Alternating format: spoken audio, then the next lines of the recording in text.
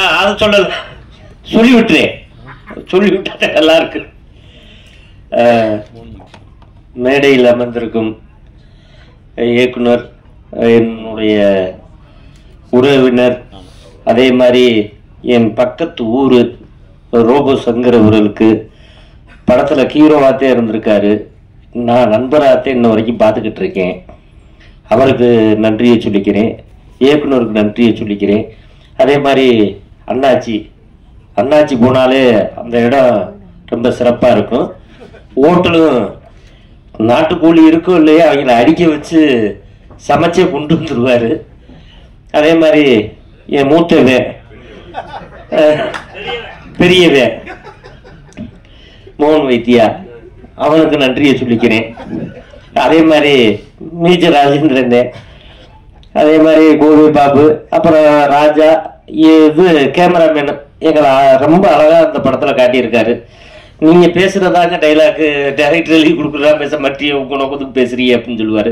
வில்வில் சாரை பற்றி நான் இங்கே நிறையா சொல்லணும். ஏன்னா நல்ல ஒரு மனிதர்.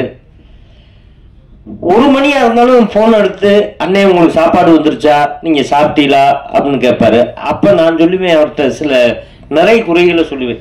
எனக்கு சாப்பாடு வந்துருச்சு, மோகன் வைத்தியா பெரியவனுக்கு தான் சாப்பாடு வரல, வேகமா அவனுக்கு கொடுத்து விடுங்க, சண்டை போட்டுக்கிட்டு இருக்கேன் அப்படின்னு சொல்லி நான் சொல்லுவேன். அப்படி அதே மாதிரி அந்த மியூசிக் டைரக்டர் சொல்லிக்கிறேன்னு அதை அவரை மறந்துட்டு தப்பா நினைச்சுக்கிறாரிய, நல்ல பாடல்கள் கொடுத்துருக்காரு. அதே மாதிரி அந்த அக்கா, நீங்க அவங்க ரோபோக்கு அக்காவை நடிச்சிருக்கீங்களா, அவங்க பேசுனதுனா கரெக்டு, கொஞ்சம் இங்கிலீஷ்ல அதிகமா பேசுறாங்க, அதுவே எனக்கு பிடிக்கல. ஏன்னா தமிழ்ல பேசியிருக்கலாம், கொஞ்சம் அதை ட்ரை பண்ணுங்கக்கா அடுத்த படத்துல. ஏன்னா பேசினிய கொஞ்சம் இடையில இங்கிலீஷ் வந்துச்சு. ஏன்னா இந்த இங்கிலீஷ் வார்த்தை எனக்கு அலர்ஜி. தமிழ்ல எனக்கு பிடிக்காத வார்த்தை இங்கிலீஷ் வார்த்தை, அதை நீங்க மாத்திக்கிறீங்க. அதே மாதிரி மீச ராஜேந்திரனே நல்ல கண்டென்ட் சொல்லிட்டு போனாரு. இந்த கண்டென்ட்டுக்கு பலியாக போறது நம்ம மோகன் வைத்தியாரே.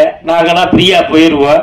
அவர் பேசும்போது அதனே அப்படி கிராஸ் பண்ண, நிச்சயம் ஏதாவது கல்லு வந்து விழுகு, அதுக்கு நாங்க பொறுப்பு இல்லை. நாங்கதான் வந்து பேசும்போது சிரிச்சுக்கிட்டே சிரிக்கல, நானும் அண்ணாச்சி புரிஞ்சுட்டேன். அது ஒரு நல்ல வேலையை பார்த்துட்டோம். உன்னை இந்த ஆடியோ லாட்ஜ் வரைக்கும் கூட்டிட்டு வந்து பழி உழுக்க பாக்குறாங்க. நல்லபடியா இருப்பா, சுண்டல் எல்லாம் வாங்கி கொடுத்துட்டே சாப்பிடு, தண்ணியை குடி, வேற என்ன சாப்பாடு வேணுமோ கேளு, வாங்கி கொடுத்துறேன். இந்த படத்தை பத்தி பேசணும்னா நிறைய பேசுது. ஏன்னா வில்வின் சாருடைய மனைவி வந்து ப்ரொடியூசரா இருக்காங்க.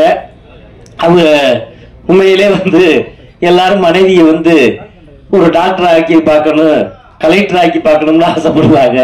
ஆனா முதன்முறையா மனைவியை வந்து ஒரு தயாரிப்பாளர் ஆக்கியிருக்காரு. இன்னும் அவர் மனைவியை வந்து ஒரு டைரக்டராகவும் அவர் கொண்டுகிட்டு வரணும்னு நான் கடவுள்கிட்ட வேண்டிக்கிறேன். ஏன்னா அவங்கன்னா டைரக்டரா வந்தாங்கன்னா எங்களை மாதிரி ஆளுகளுக்கு நிறைய வேலை கொடுப்பாங்க.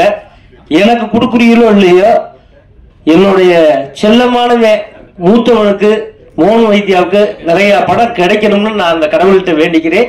இந்த அம்பி படத்தை பார்த்துட்டு நிறைய படம் அவரை கூப்பிட்டு இருக்கிற இயக்குனர் ஃபுல்லா கமிட் பண்ணுங்க, அதோட சேர்த்து எங்களையும் கமிட் பண்ணுங்க. நன்றி, வணக்கம்.